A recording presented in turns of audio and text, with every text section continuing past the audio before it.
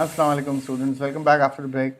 अच्छा, ब्रेक से पहले हम कंसोलिडेटेड बैलेंस शीट कवर कर चुके हैं। अल्हम्दुलिल्लाह we have covered the consolidated statement of profit and loss as well. और अब हम इसको जो है वो एक छोटा सा टॉपिक है डिस्पोजल का, along with the associate. Yes, these are the things we have that we have covered. But आज हम थोड़ा छोटा सा टॉपिक है डिस्पोजल का, वो कवर करेंगे and then we will move on towards the exam correct practice. ठीक है जी। तो the concept is disposal. Disposal का मतलब क्या है? यहाँ पे डिस्पोजल का मतलब किया जा रहा है कि एक कंपनी अपनी सब्सिडरी कंपनी को सेल आउट कर रही है। So parent has acquired 100% share in subsidiary company. अब one of the favourite question examiner का जो आपसे हो सकता है वो ये भी हो सकता है कि we have acquired 100% share of subsidiary company, that subsequently we have sold 50% shares, or we have sold 40% shares, or we have sold 80% shares. तो इसके बाद इसकी ट्रीटमेंट क्या होगी? तो अगर एक पेरेंट कंपनी अपने 50% शेयर सेल कर देता है तो रिमेनिंग अब कितना बचा उसके बाद? 50% सब्सिडरी के अंदर स्टेक। अगर वो 40% शेयर सेल कर देता है 60% स्टेक बचा, और अगर वो 80% शेयर्स बेच देता है तो उसके पास 20% स्टेक बचा।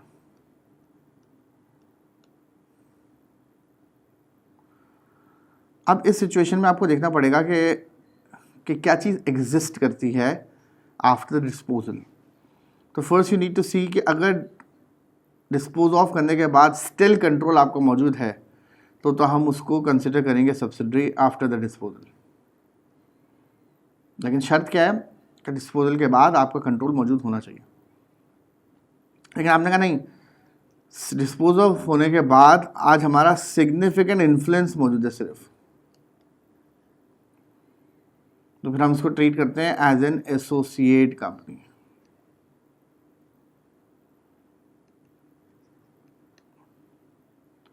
फिर आपने कहा नहीं, डिस्पोज ऑफ करने के बाद हमारा ना तो कोई कंट्रोल है, ना ही कोई इन्फ्लुएंस है कंपनी में, ना ही कोई हमारी representation in the board of directors.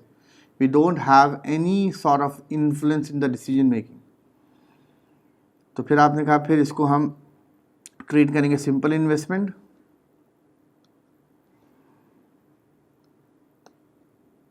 इसको हम कंसिडर करेंगे under the scope of IFRS 9। इसमें मेजरमेंट होती है फेयर वैल्यू पे। तो एग्जामिनर आपसे पूछ सकता है कि डिस्पोजल के बाद इसकी ट्रीटमेंट क्या होगी। तो याद रखिएगा, अगर सिग्निफिकेंट इन्फ्लुएंस है तो उसको हम एसोसिएट कंसिडर करेंगे, जिसको हम IAS 28 के हिसाब से मेजर करते हैं under equity method. Dispose of करने के बाद स्टिल आपकी सब्सिडरी है तो हम उसको सब्सिडरी ही कंसिडर करेंगे। और डिस्पोज ऑफ होने के बाद अगर हमारा ना इन्फ्लुएंस है ना कंट्रोल है, यहाँ कंट्रोल एग्जिस्ट करता है, कंट्रोल भी नहीं है, कुछ भी नहीं है, तो फिर हम उसको IFRS 9 के स्कोप के अंदर जो है वो मेजर करेंगे। ये अक्सर एग्जामिनर जो है वो एक पार्ट कंसोलिडेशन के साथ कनेक्ट कर देता है कि डिस्पोज ऑफ आपने किया है तो इसके बाद अब इसकी रिमेनिंग पार्ट की ट्रीटमेंट क्या होगी। Now the second thing is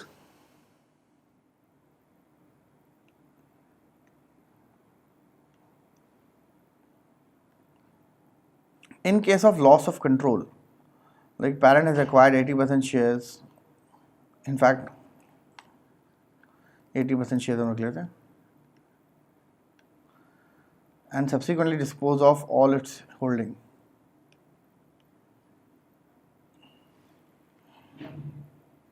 अब फाइनेंशियल ईयर मेरा स्टार्ट होता है जनवरी में और ईयर एंड होता है दिसंबर में। अब अज्यूम करते हैं पेरेंट ने सब्सिडी कंपनी को एक्वायर किया और फिर सब्सिक्वेंटली डिस्पोज ऑफ किया इन 2021 ऑन 1 नवंबर।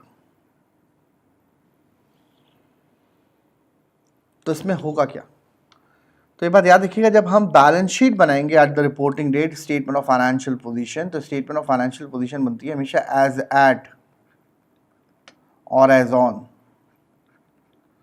तो हमारा क्वेश्चन ये है कि आज एट दिस डेट 31 दिसंबर 2021 क्या हमारा उस सब्सिडी पे कंट्रोल एग्जिस्ट करता है आज भी? तो the answer is no.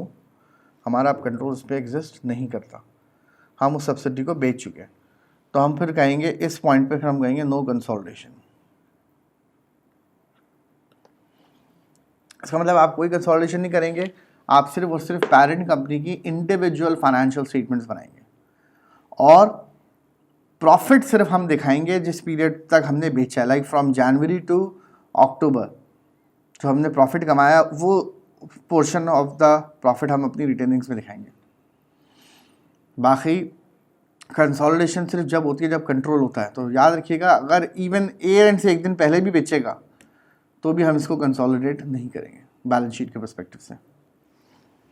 Now what about the income statement? Income statement याद रखिएगा कंसोलिडेटेड होगी proportionate from January to October, क्योंकि इनकम स्टेटमेंट बनती है for the period. For the period means for the period of 12 months और for the period of 3 months और for the period of 6 month. तो अगर मैं 12 मंथ्स के पर्सपेक्टिव से देखूं तो हम फ्रॉम द फर्स्ट मंथ आपने कहा कंट्रोल था, सेकंड मंथ कंट्रोल था, थर्ड मंथ कंट्रोल था, तो 10 मंथ्स तक हमारा कंट्रोल था। तो आप 10 मंथ्स तक उसको कंसोलिडेट कर सकते हैं। उसके बाद लास्ट 2 मंथ्स में आपकी कंसोलिडेशन नहीं होगी। Like in November and December we only have to take the results of the parent company. लेकिन from the 1st January to 31st October आपको सारा का सारा जो है वो पोर्शन उठाना पड़ेगा, सब्सिडी का भी कंसोलिडेट करना पड़ेगा। तो ये एक छोटा सा एक पॉइंट है जो मैं आपको क्लियर कर रहा हूँ। इससे आगे की जो फर्दर चीज़ें हैं वो सारी की सारी हमारी एग्जामिनेबल है एट द SBR स्टेज। तो इससे आगे जो भी होगा वो सब SBR लेवल पे जाएगा। अब हमारे कोर्स में जो सबसे इंपॉर्टेंट चीज़ें है वो ये है कि अगर हमारा कंट्रोल लॉस्ट हो जाता है, in case of the loss of control, like we have acquired 80% shares, अब इसमें से हमने इतने शेयर्स बेच दिए कि स्टिल हमारे पास अब कंट्रोलिंग इंटरेस्ट नहीं बचा। यूजुअली आपके लेवल पे सवाल जो आता है उसमें हम ऑल द शेयर्स की बात करते हैं कि सारे बेच दिए, तब आपके पास होल्डिंग 0% बनेगी। जब आपको बोलेगा कि जो है वो 75% शेयर्स बेच दिए, अगर आपको 75% शेयर्स बेच दिए तो रिमेनिंग आपकी होल्डिंग जो है वो बच जाएगी। अच्छा, अब 75% शेयर अगर वो कहता है आपने बेच दिए तो इसका मतलब क्या है? इसका मतलब ये बात याद रखिएगा, हमेशा हम परसेंटेज जो लेंगे वो टोटल के लेंगे। तो मैंने इस 80 का 75% शेयर्स नहीं बेचे, मैंने अपनी टोटल होल्डिंग में से 75% शेयर्स बेच दिए। दैट मीन्स कि अगर मैंने 75 बेच दिए तो अब रिमेनिंग मेरे पास 5% शेयर्स बचे।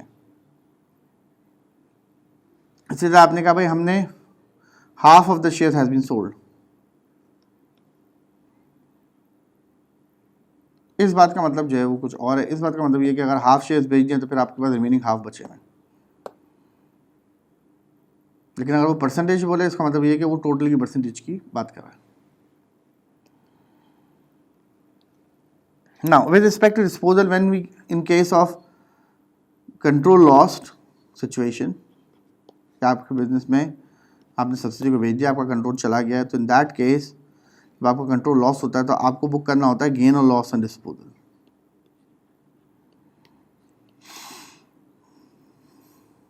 क्योंकि पेरेंट कंपनी अपनी फाइनेंशियल स्टेटमेंट्स भी बनाती है एंड कंसोलिडेटेड भी बनाती है, तो आपको एक गेन निकालना होता है पेरेंट कंपनी की बुक्स में कितना हुआ, और एक गेन आपको निकालना होता है कंसोलिडेटेड बुक्स में कितना हुआ। इन दोनों का जो गेन है वो आपको कैलकुलेट करना होता है।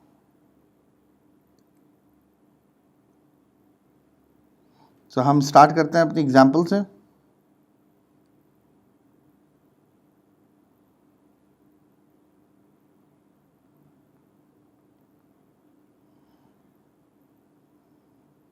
तो सबसे पहले तो आपको देखना पड़ेगा कि फॉर्मूला क्या है गेन और लॉस एंड डिस्पोजल का इंडिविजुअल फाइनेंशियल स्टेटमेंट्स में। तो पेरेंट कंपनी की जो इंडिविजुअल फाइनेंशियल स्टेटमेंट्स है उसमें गेन कैसे कैलकुलेट होता है? तो सिंपली सेल प्रोसीड्स, मतलब आपने कितने का बेचा, carrying amount of the investment sold, जो इन्वेस्टमेंट का कैरिंग अमाउंट था। सपोज हमने शेयर्स एक्वायर किए थे 8 लाख के, and we have sold this asset for shares for 1 million, so it will be a gain of 2 lakh. This gain is called gain on disposal. तो बहुत आसान है, आपको देखना है इन्वेस्टमेंट का कैरिंग अमाउंट क्या है आज हमारी बुक्स में, तो जो कॉस्ट ऑफ इन्वेस्टमेंट होती है वो हमारा इन्वेस्टमेंट का कैरिंग अमाउंट होता है। हाँ, अगर वो कहता है हाफ बेचिए तो फिर आपको इसका हाफ लेना होगा। लाइक 800,000 की हमने शेयर्स खरीदे थे, अब उसमें हाफ इन्वेस्टमेंट से सेल कर दिए, तो हमें उसकी हाफ इन्वेस्टमेंट निकालनी होगी। अच्छा जी,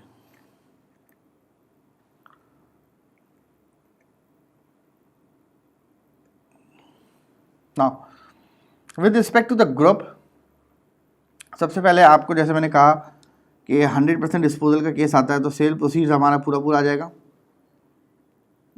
विद द एजम्पशन कि हमने सारे शेयर्स बेच दिए और इस वैल्यू पे बेचे। नेट एसेट्स एट डिस्पोजल आ जाएगा हमारे पास कि जब हमने डिस्पोज ऑफ किया उस डेट पे नेट एसेट सब्सिडी के इतने थे। गुडविल एट डिस्पोजल आ गई हमारी, इन दोनों को हमने एडअप कर लिया और इसमें से हमने एनसीआई जो है उसको लेस कर लिया। ये सारी फिगर्स हमारे पास चाहिए डिस्पोजल। अब गुडविल एट डिस्पोजल का मतलब है कि ये आपको लेनी है at the time of disposal, means आपको इसमें से इम्पेयरमेंट लॉसेस सारे सब्ट्रैक्ट करने के बाद लेने हैं, तो इसको माइंड में रखना है। Net assets of subsidy at disposal हमने लेना है और non controlling interest at disposal, ये सब प्लस माइनस करके जो नेट अमाउंट हमारा आएगा हम इसको कंपेयर करेंगे with the sale proceeds and we got the value of gain और loss and disposal.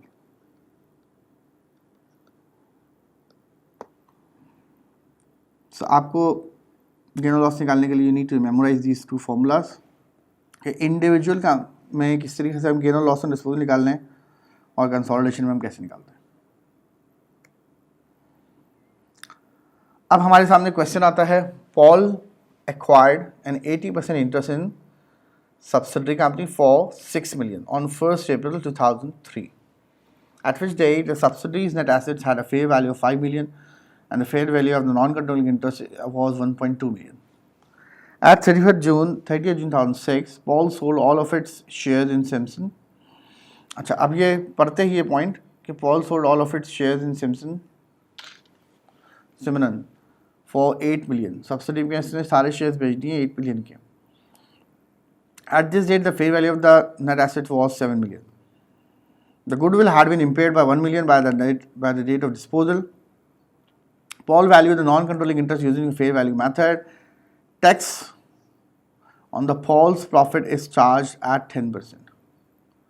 The requirement is calculate the profit after tax on the disposal of subsidiary to be shown in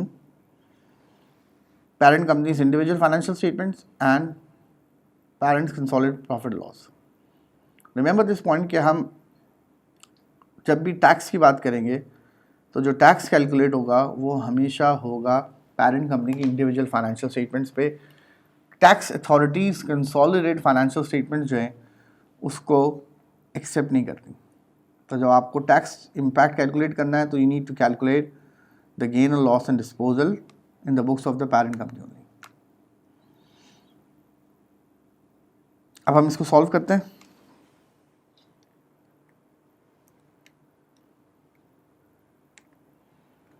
So first, in the books of the parent company,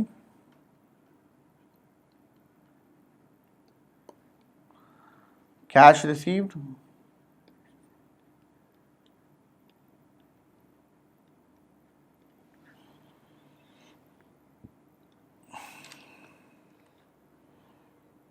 %80 investment जो हमने cell किया वो की 8 million की।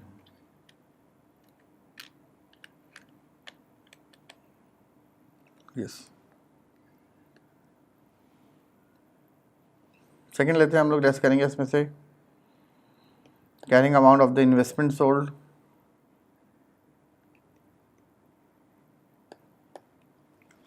अगर आप note में देखें तो इसमें क्लियरली मेंशन है कि हमने 80% इन्वेस्टमेंट खरीदी थी फॉर 6 मिलियन। तो 6 मिलियन की इन्वेस्टमेंट मैंने आगे 8 मिलियन की सेल आउट कर दी है, तो बेसिकली मेरी बुक्स में मुझे गेन हुआ है 2 मिलियन का।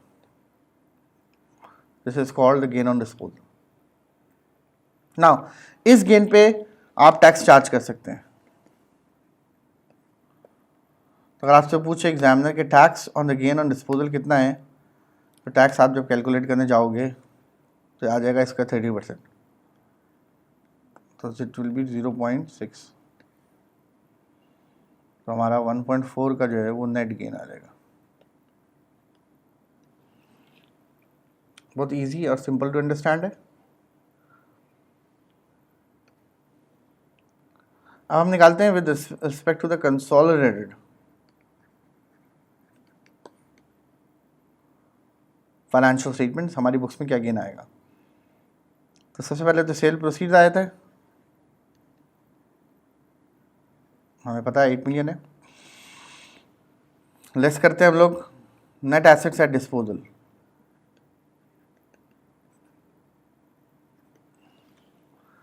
अब जिस डेट पे इसने बेचा है वो है 30 जून 2006 और इस डेट पे नेट एसेट्स की जो वर्थ है वो है 7 मिलियन की, और that is having a value of 7 million. Second लेते हैं हम गुडविल लेते हैं आफ्टर द इम्पेयरमेंट। तो क्या हमें गुडविल बताई भी इसने कि गुडविल कितनी है? No. So then it is an indication कि आपको गुडविल भी कैलकुलेट करनी पड़ेगी। तो हम निकाल लेते हैं गुडविल। सबसे पहले लेते हैं कॉस्ट ऑफ इन्वेस्टमेंट कि हमने इन्वेस्टमेंट खरीदी थी 6 मिलियन की। ऐड करते हैं इसमें NCI at acquisition. NCI at acquisition इसमें गिवन है हमारे पास 1.2 मिलियन। तो total value of the business जो हमें पड़ी है वो पड़ी है 7.2 मिलियन की। और इसमें डेट ऑफ एक्विजिशन के ऊपर जो नेट एसेट्स हैं उसकी वर्थ हमारे पास आ रही है 5 मिलियन की। तो लेस करते हैं हम लोग fair value of net assets. So this is 5 million. So जो गुडविल आ रही है हमारी बिफोर द इम्पेयरमेंट वो आ रही कितनी? 2.2 मिलियन। इसमें से अब हमें इम्पेयरमेंट लॉस भी डिडक्ट कर देना चाहिए, which is 1 मिलियन। तो जो नेट गुडविल आ रही है आफ्टर द इम्पेयरमेंट आ रही है 1.2 million.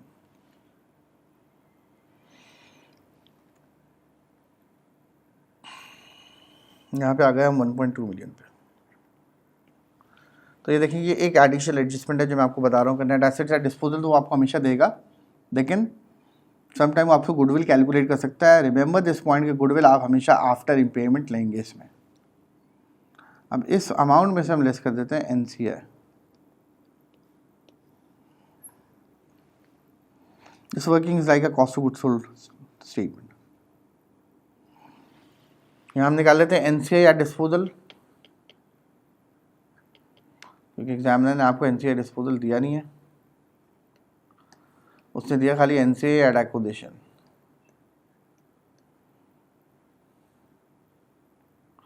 which is 1.2 million.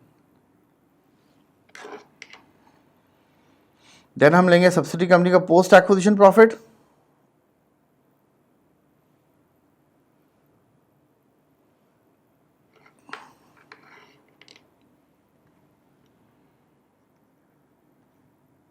Eight -5 into 80%, sorry 8 - 5 into 20%।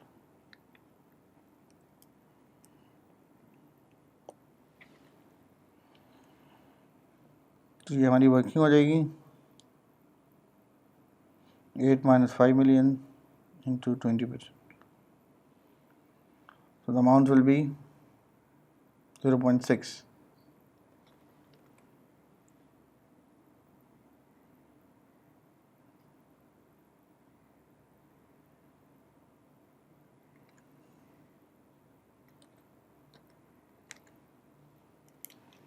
Did a mistake, it's 7 - 5।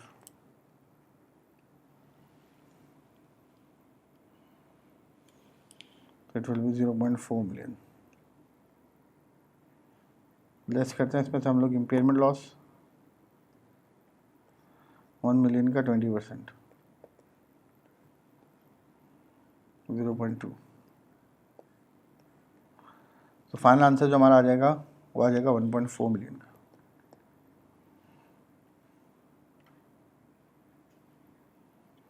तो जैसे कि मैं यहाँ से 1.4 मिलियन लेस करवाऊँगा, ये हमारा अमाउंट हो जाएगा 7 +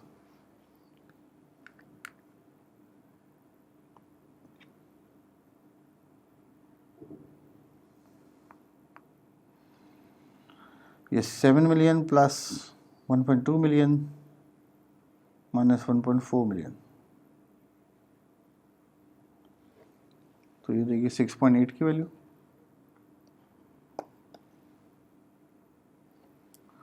और हमारा आ जाएगा 1.2 मिलियन का गेन।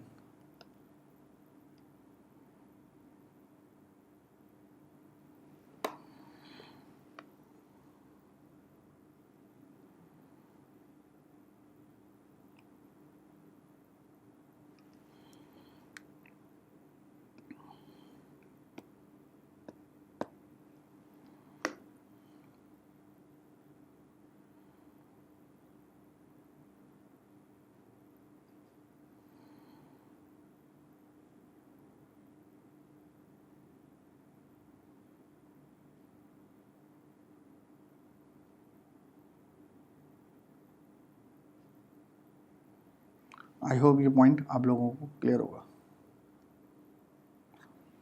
नाउ अब कंसोलिडेशन की इंटरप्रिटेशन से रिलेटेड कुछ थोड़े से पॉइंट्स हम डिस्कस कर लेते हैं, एंड देन फिर हम जो है वो शिफ्ट करेंगे towards the long questions. With respect to interpretation अगर आप देखें तो impact on the interpretation of individual entity within a group.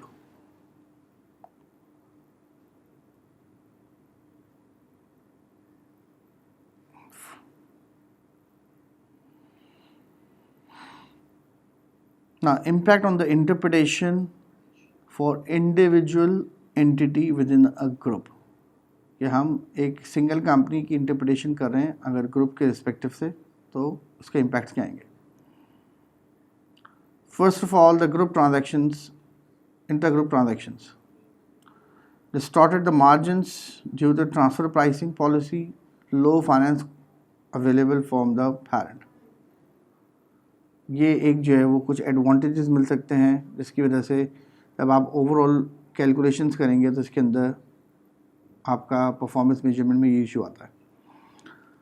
Group assets made available at subsidise rates, like parent company की property subsidy company free of cost use करिए without any rental expense, तो उसका profit बढ़ा हुआ होगा बहुत ज़्यादा, और कोई कंपैरिजन करते हुए उसको लगेगा आपका प्रॉफिट ज़्यादा है। Group purchasing deals available, group level की वजह से आपको डिस्काउंट्स मिल जाते हैं सब्सटैंशियल, जब परचेजिंग हो रही होती है तो वहाँ पे आपको एडवांटेज जो होता है। Inter group arrangements restore the working capital ratios. Inter group arrangements अगर होती हैं, लाइक आपने करंट एसेट्स की मैनेजमेंट रखी हुई है, करंट लायबिलिटी मैनेजमेंट, अगर आपका करंट एसेट कम पड़ रहा है तो आप अपने पेरेंट कंपनी से मंगवा लिया या किसी और सब्सिडी से मंगवा लिया, तो ये सारी चीज़ें की वजह से जो परफॉर्मेंस मेजरमेंट है वो अफेक्ट होती है। तो you should know the factors based on the which हमारी परफॉर्मेंस मेजरमेंट जो है वो डिस्टर्ब हो रही होती है। Impact on the transaction for the consolidated financial statements likely to involve acquisition और डिस्पोजल ड्यूरिंग द ईयर। अब कंसोलिडेशन के अंदर नॉर्मली या तो एक्विजिशन होगी या डिस्पोजल होगा। अब एक्विजिशन होगा तो भी हमारा कंपैरिजन डिस्टॉर्ट हो जाता है कि फिर लास्ट ईयर आपकी सिंगल कंपनी थी, इस साल आपकी जो है कोई ग्रुप है, जो लास्ट ईयर ग्रुप था और इस साल जो है वो आपकी एक डिफरेंट कंपनी थी। तो 1 ईयर सब्सिडी 1 विदाउट, तो एक साल आपकी सब्सिडी है, दूसरा सब्सिडी, डेफिनेटली दो कंपनी के रिजल्ट्स को आप एक कंपनी के रिजल्ट के साथ कंपेयर वैसे भी नहीं कर सकते। Need to identify the impact and addition और disposal on trading performance from the date of acquisition for a newly acquired subsidiary to the date of disposal for dispose of subsidiary. Need to identify the impact of subsidiaries on the statement of financial position. So ये these are some points जिसको हमें consider करना होता है जब भी हम consolidated financial statements को जो डिस्कस कर रहे हैं। अब जब हम इसके क्वेश्चंस प्रैक्टिस कर रहे होंगे तो हम इसको और डिटेल में जाके जो है वो इंशाल्लाह देखेंगे। अभी हम एक छोटा सा ब्रेक लें।